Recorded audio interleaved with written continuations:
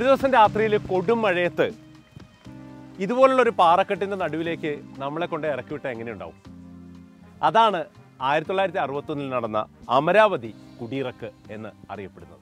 ഇടുക്കി ജലവൈദ്യുത പദ്ധതിക്ക് വേണ്ടി ഏതാണ്ട് 1700ഓളം കുടുംബങ്ങളെ അയ്യപ്പൻ കോവിൽ എന്ന് പറയുന്ന സ്ഥലത്ത് നിന്ന് ഒരു ദിവസം രാത്രിയിൽ വന്ന് പോലീസുകാർ വന്ന് കുടിലിനൊക്കെ തീയിട്ട് ഇവരെ മർദ്ദിച്ച് ഇവിടെ ഇറക്കി വിടുകയാണ്. എന്നിട്ട് അങ്ങ് കുമളിയിൽ കൊണ്ടുപോയിട്ട് കുമളിയിലെ അമരാവതി എന്ന് പറയുന്ന സ്ഥലത്ത് കൊണ്ട് ഇടുകയായിരുന്നു, കൊടുങ്കാട്ടിൽ. അന്ന് ഗർഭിണികളും കുട്ടികളും പ്രായമായവരും എല്ലാവരെയും അടിച്ചിറക്കുകയായിരുന്നു പോലീസ്. ഈ സംഭവമൊക്കെ നടക്കുമ്പോൾ അന്ന് പാവങ്ങളുടെ പടത്തലവനായി അറിയപ്പെട്ടിരുന്ന AKG സ്ഥലത്തുണ്ടായിരുന്നു. AKG അന്ന് കേരളത്തിന് വെളിയിലായിരുന്നു. സംഭവം അറിഞ്ഞ് AKG അമരാവതിയിലെത്തിയോടുകൂടി എല്ലാ കാര്യങ്ങൾക്കും ഒരു തീരുമാനമായി. AKG അങ്ങ് നിരാഹാര സമരം ആരംഭിച്ചു.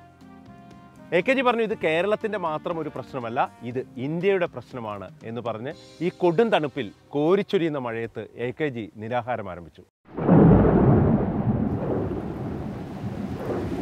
നമ്മുടെ ഇന്നത്തെ നേതാക്കൾ പറയുമ്പോൾ ഞങ്ങൾക്ക് സ്വന്തമായി ഇരിക്കാൻ സ്ഥലം വേണം എന്നൊന്നും പറയുന്ന ആളായിരുന്നില്ല AKG. നമ്മൾ കണ്ടില്ല ഈ അടുത്ത സത്യാഗ്രഹികൾ പറഞ്ഞത്, ഞങ്ങൾക്ക് TV കാണാനുള്ള സൗകര്യം വേണം. അന്ന് TV വേണ്ട, അന്ന് TV ഇല്ലായിരുന്നു ഒന്നാമത്തെ കാര്യം. പിന്നെ AKG ഒരു സൗകര്യങ്ങളും ആവശ്യപ്പെട്ടില്ല.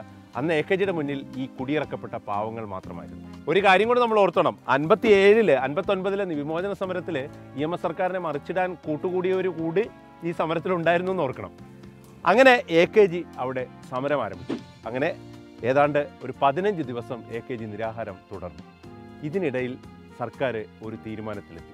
അക്കാലത്ത് ആൻറ്റി കമ്മ്യൂണിസ്റ്റ് ഫ്രണ്ടൊക്കെ ഉണ്ടാക്കി കമ്മ്യൂണിസത്തിനെതിരെ നടന്നിരുന്ന ഫാദർ വടക്കൻ പോലും അമരാവതിയിലെത്തി AKGക്ക് പിന്തുണ പ്രഖ്യാപിച്ചു.